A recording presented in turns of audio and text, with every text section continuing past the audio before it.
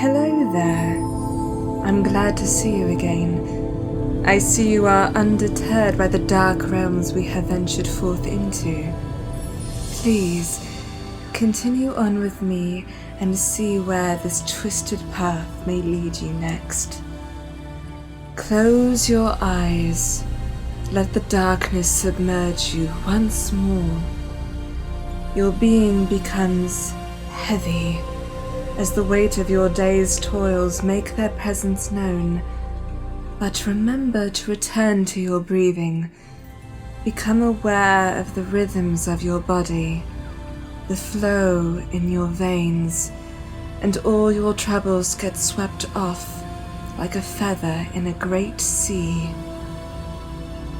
Listen close.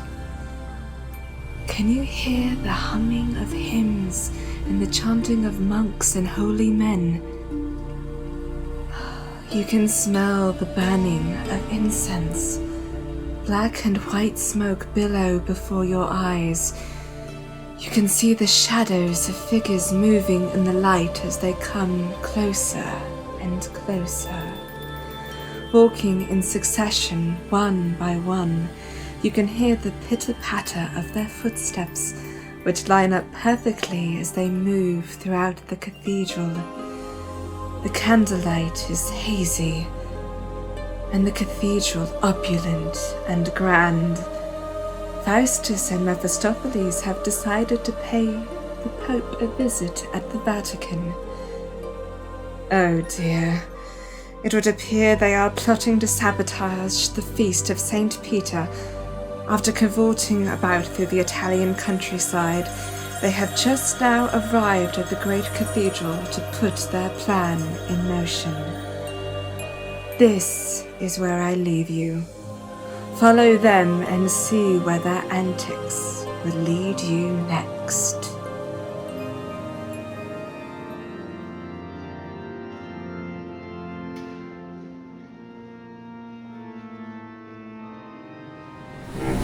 Having now, my good Mephistopheles, passed with delight the stately town of Trier, environed round with airy mountain tops, with walls of flint and deep entrenched lakes, not to be won by any conquering prince.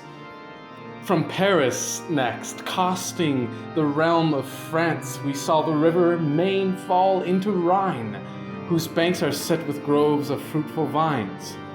Then up to Naples, rich Campania, whose buildings fair and gorgeous to the eye, the streets straight forth and paled with finest brick. There saw we learned Maro's golden tomb, the way he cut an English mile in length through a rock of stone in one night's space. From thence to Venice, Padua, and the east, in one of which sumptuous temple stands, that threats the stars with her aspiring top, whose frame is paved with sundry colored stones, and roofed aloft with curious work in gold. Thus hitherto hath Faustus spent his time. But tell me now, what resting place is this? Hast thou, as erst, as I did command, conducted me within the walls of Rome? I have, my Faustus, and for proof thereof, this is the goodly palace of the Pope. And 'cause we are no common guests, I choose his privy chamber for our use. I hope his holiness will bid us welcome. All's one, for we'll be bold with this venison. But now, my Faustus, that thou mayst perceive what Rome contains for to delight thine eyes, know that this city stands upon 7 hills that underpop the groundwork of the same. Just through the midst runs flowing Tiber's stream, with winding banks that cut it in 2 parts, over the which 2 stately bridges lean, that make safe passage to each part of Rome. Upon the bridge called Ponto Angelo, erected is a castle passing strong, where thou shalt see such store of ordnance as the double cannons forged of brass do watch the number of days contained within the compass of 1 complete year. Besides the gates and high pyramids that Julius Caesar brought from Africa. Now by the kingdoms of infernal rule, of Styx, of Acheron and the fiery lake, of ever-burning Phlegethon, I swear that I do long to see the monuments and situation of bright, splendent Rome. Come, therefore, let's away. Nay, stay, my Faustus. I know you'd see the Pope and take some part of Holy Peter's feast, the which this day with high solemnity, this day is held through Rome and Italy in honor of the Pope's triumphant victory. Sweet Mephistophilis, thou pleasest me. Whilst I am here on earth, let me be cloyed with all things that delight the heart of man. My 24 years of liberty I'll spend in pleasure and in dalliance, that Faustus' name, whilst this bright frame doth stand, may be admired through the furthest land. 'Tis well said, Faustus. Come then, stand by me, and thou shalt see them come immediately. Nay, stay, my gentle Mephistophilis, and grant me my request, and then I go. Thou knowest within the compass of 8 days we view the face of heaven, of earth, and hell. So high our dragon soared into the air that, looking down on earth, it appeared to me no bigger than my hand in quantity. There did we view the kingdoms of the world, and what might please mine eye I there beheld. Then in this show, let me an actor be, that this proud Pope may Faustus' cunning see. Let it be so, my Faustus. But first, stay and view their triumphs as they pass this way, and then devise what best contents thy mind by coming in thine art to cross the Pope, or dash the pride of this solemnity to make his monks and abbots stand like apes and point like antiques at his triple crown, to beat the beads about the friars' pates, or clap huge horns upon the cardinals' heads, or any villainy thou canst devise, and I'll perform it, Faustus. Hark, they come. This day shall make thee be admired in Rome.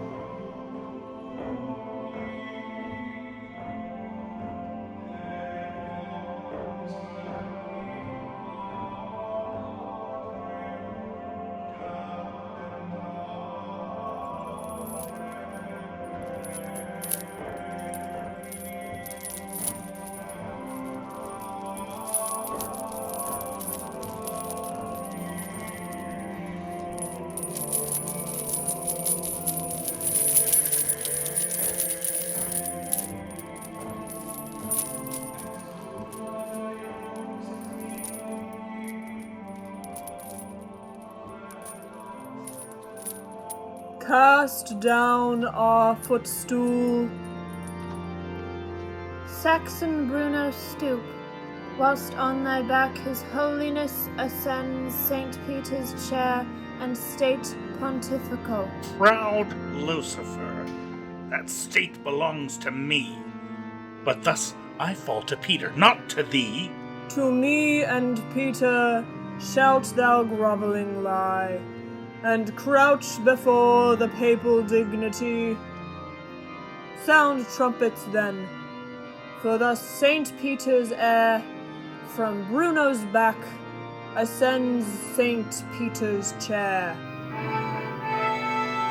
Thus, as the gods creep on with feet of wool, long ere with iron hands they punish men, so shall our sleeping vengeance now arise, and smite with death thy hated enterprise. Lord Cardinals of France and Padua, go forthwith to our holy consistory, and read amongst the statues decretal, what by the holy council held at Trent the sacred synod hath decreed for him, that doth assume the papal government without election and a true consent. Away, and bring us word with speed. We go, my lord. Lord Raymond. Go, hast thee, gentle Mephistophilis. Follow the cardinals to the consistory, and as they turn their superstitious books, strike them with a sloth and drowsy idleness, and make them sleep so sound that in their shapes thyself and I may parley with this Pope, this proud confronter of the Emperor, and in despite of all his holiness, restore this Bruno to his liberty, and bear him to the states of Germany. Faustus, I go. Dispatch it soon. The Pope shall curse that Faustus came to Rome. Pope Adrian, let me have some right of law. I was elected by the Emperor. We will depose the Emperor for that deed, and curse the people that submit to him. Both he and thou shalt stand excommunicate, and interdict from church's privilege, and all society of holy men. He grows too proud in his authority, lifting his lofty head above the clouds, and like a steeple overpeers the church.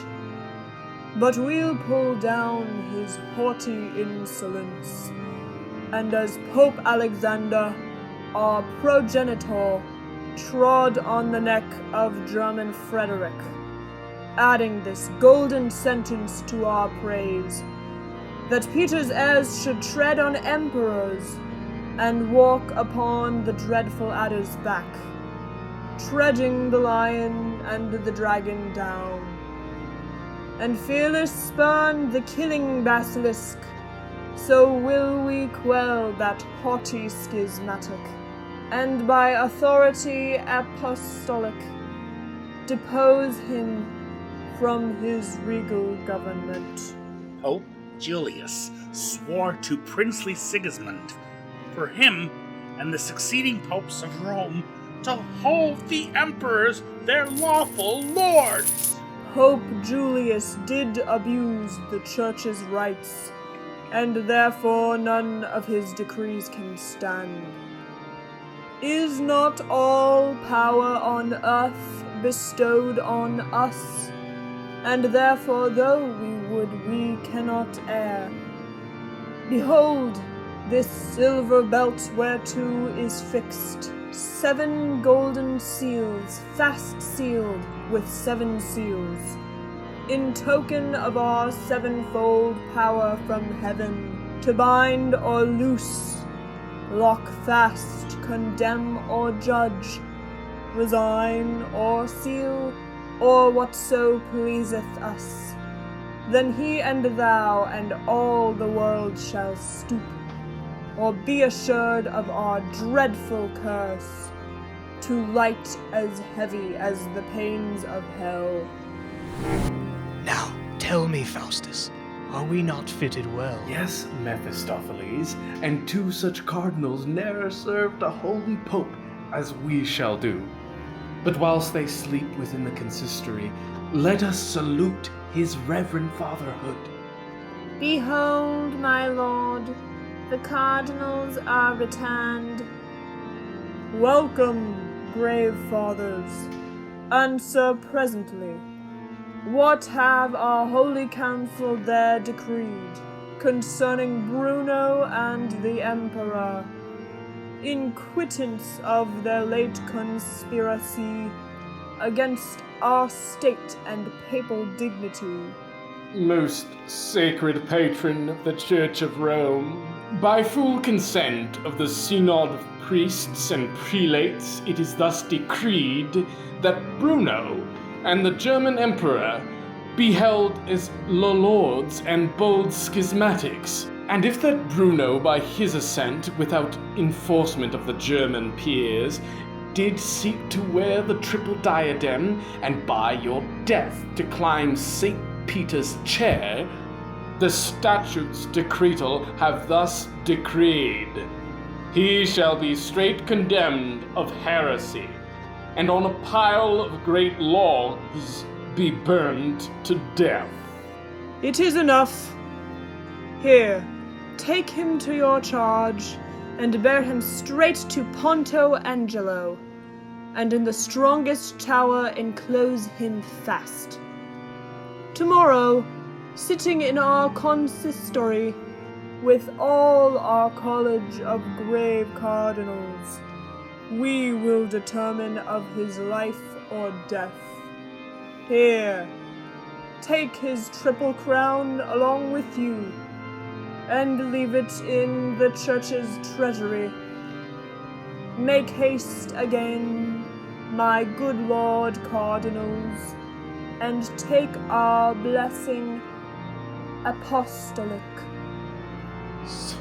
So was never devil thus blessed before. Away, sweet Mephistophilis, begone! The cardinals will be plagued for this anon.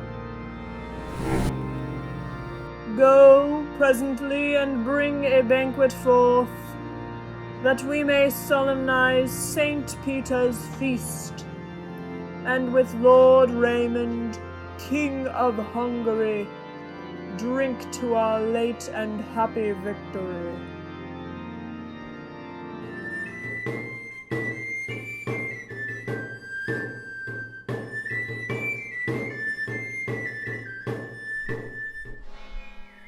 Now, Faustus, come prepare thyself for mirth. The sleepy cardinals are hard at hand to censure Bruno that is posted hence, and on a proud paced steed, as swift as thought flies o'er the Alps to fruitful Germany, there to salute the woeful emperor. The Pope will curse them for their sloth today, that slept both Bruno and his crown away. But now that Faustus may delight his mind, and by their folly make some merriment, sweet Mephistophilis, so charm me here, that I may walk invisible to all, and do whate'er I please, unseen of any. Faustus, thou shalt. Then kneel down presently. Whilst on thy head I lay my hand, and charge thee with this magic wand. First, wear this girdle, then appear invisible to all here. The planets 7, the gloomy air, hell and the Furies' forked hair, Pluto's blue fire, and Hecate's tree, with magic spells so compass thee, that no eye may thy body see. So, Faustus, now for all their holiness do what thou wilt, thou shalt not be discerned. Thanks, Mephistophilis. Now, friars, take heed, lest Faustus make your shaven crowns to bleed. Faustus, no more. See where the cardinals come.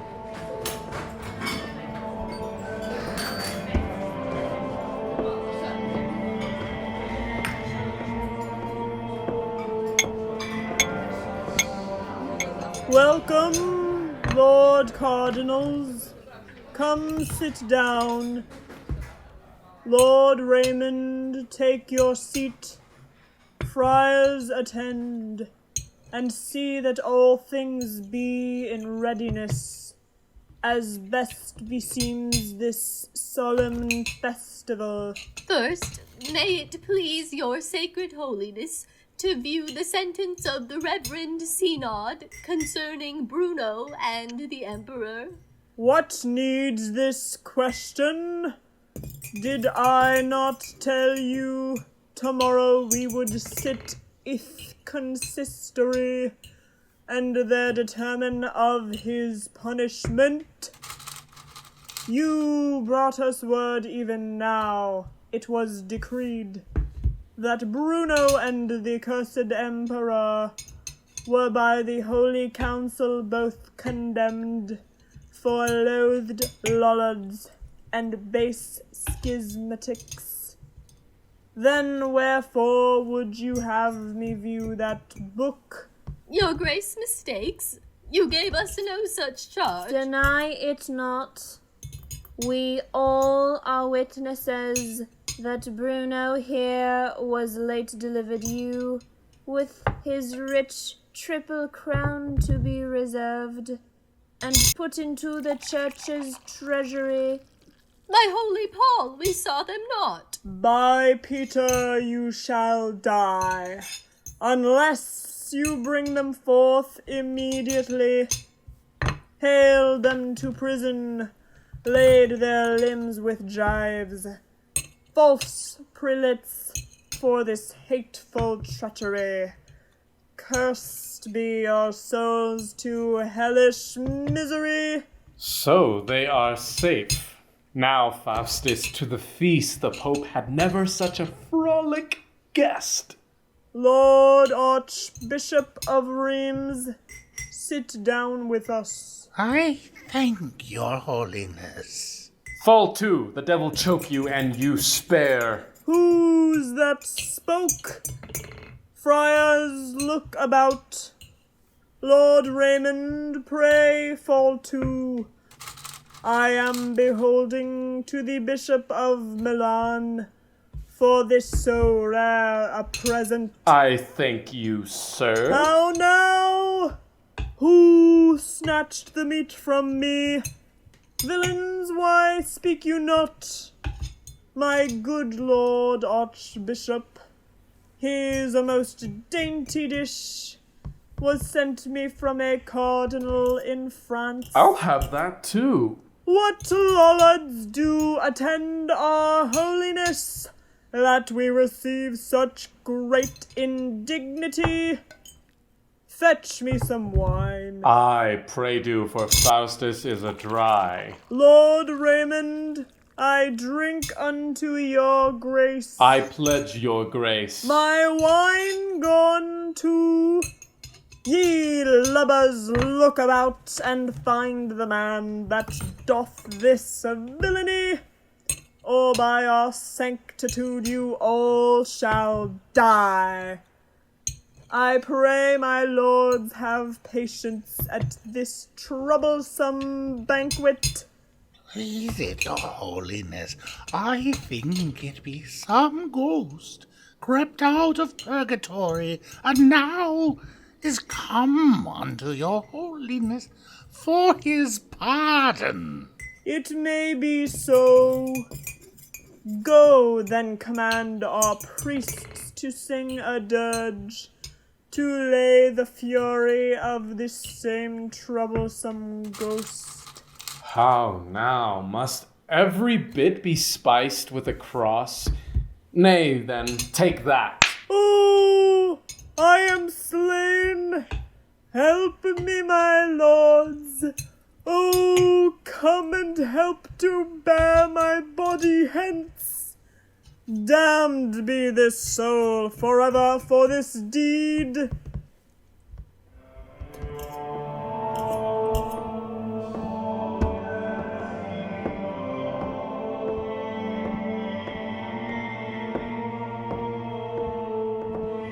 Now, Faustus, what will you do now? For I can tell you will be cursed with bell, book, and candle.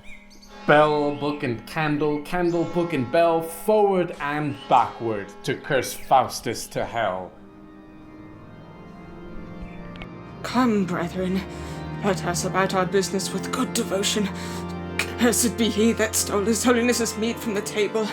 Maledicat Dominus. Maledicat Dominus. Cursed be he that struck his holiness a blow in the face. Maledicat Dominus. Maledicat Dominus. Cursed be he that struck Friar Sandello a blow on the pate. Maledicat Dominus. Maledicat Dominus. Cursed be he that disturbeth our holy dirge. Maledicat Dominus. Maledicat Dominus. Cursed be he that took away his holiness's wine. Maledicat Dominus.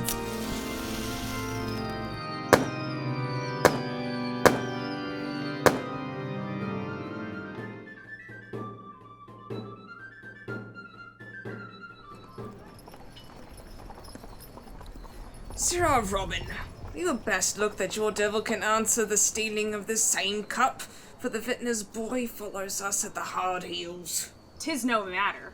Let him come. If he follow us, I'll so conjure him as he was never conjured in his life. I warrant him. Let me see the cup. Here 'tis. Yonder he comes. Now, Robin, now and never. Show thy cunning. Oh, are you here? I'm glad I have found you. You are a couple of fine companions. Oh, pray, where's the cup you stole from the tavern? How? How? We steal a cup? Take heed what you say. We look not like cup stealers, I can tell you. Never deny it. for I know you have it, and I'll search you. Search me? Aye, and spare not. Hold the cup, Dick. Come! Search me! Search me! Come on, Sara. Let me search you now. Aye, do! Hold the cup, Robin. I fear not your searching. We scorn to steal your cups, I can tell you. Never outface me for the matter, for sure the cup is between you two. Nay, there you lie. 'Tis beyond us both. A plague take you! I thought 'twas your knavery to take it away. Come, give it me again. Aye, much. When, can you tell? Dick, make me a circle and stand close at my back and stir not for thy life. Vintner, you shall have your cup anon. Say nothing, Dick. O Perseo, Demogorgon, Belcher and Mephistophilis. You princely legions of infernal rule, how am I vexed by these villains' charms? From Constantinople have they brought me now, only for pleasure of these damned knaves. By lady, sir, you have had a shroud journey of it.